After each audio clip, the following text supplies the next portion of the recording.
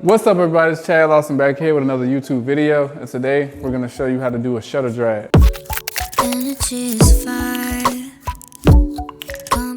Alright, so I'm not going to lie guys, I don't know what I'm doing right now. Kind of know what I'm doing, I've done it before and it came out real dope, but honestly it happened by accident, which are some of my best shoots. Things just happen by accident and I learned. But I haven't done it in like 2 years. I'm trying to, catch myself up on how to do it. Today we're gonna use 1, 2, 3. We're using 3 LED lights, maybe 4 constant lights mixed with flash. So that's gonna be interesting to see how we combine those to have a good product, because with flash you can easily blow out your LED lights. So I'm gonna show you guys how I kind of mask out that flash to not blow out the LED lights and you still see everything, and it makes a great final image. Chemistry is science, better than what you was fantasizing. Tell your future like a psychic, baby you gonna... Today our model is Athena. We're doing a beauty look. She has this euphoric makeup going on to match the lighting. We got like 4 different colors going on. For the lighting today, I have 2 Amaran, one Amaran P60 panel. I have a Aperture Nova 300 panel, and I have the Amaran 200D. This is not a panel, and I had to put a gel in front of it, but I needed that strong light to come in from the side, stronger than that LED panel.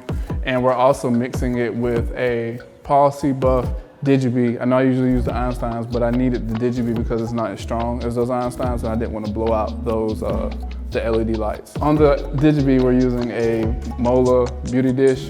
I'll link that to the bottom. You typically don't see too many people use it because it's kind of expensive. It's a little overrated, you don't have to spend that much, but it works really good. On the front of the Mola beauty dish, I have it gridded. If you don't know what a grid does, it basically makes it so the light doesn't spill out everywhere. It makes it so directional. So when this hits her, it literally only hits her, it doesn't hit the backdrop. If it were to hit the backdrop, it'll blow out all these LED lights we have.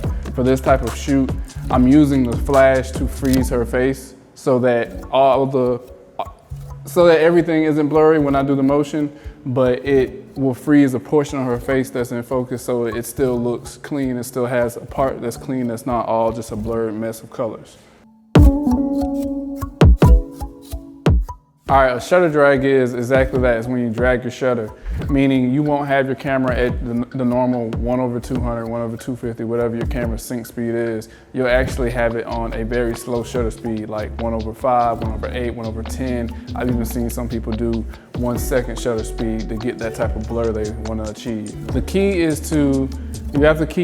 there's honestly no like foolproof recipe. You have to change the settings in your light. You have to change the power settings on your LED light, your flash, to where they can work together, to where one's not overpowering the other, to where you see all the colors in there. I can give you my settings, but they may not work for you. You have to just kind of play with that. But me personally today, I was able to achieve great results by having my shutter at 1/8, f11, and my ISO at 100. My strobe is fairly dim. I think I have it right now at only 69 watts per second, and it's a 320 watts per second light. So it's on the lower end because I can't blow out these lights. And also I don't want my picture blown out too. So it's a combination, you can find different YouTube videos, different people's settings, but a lot of those settings may not work for you. You have to figure out what works for you best.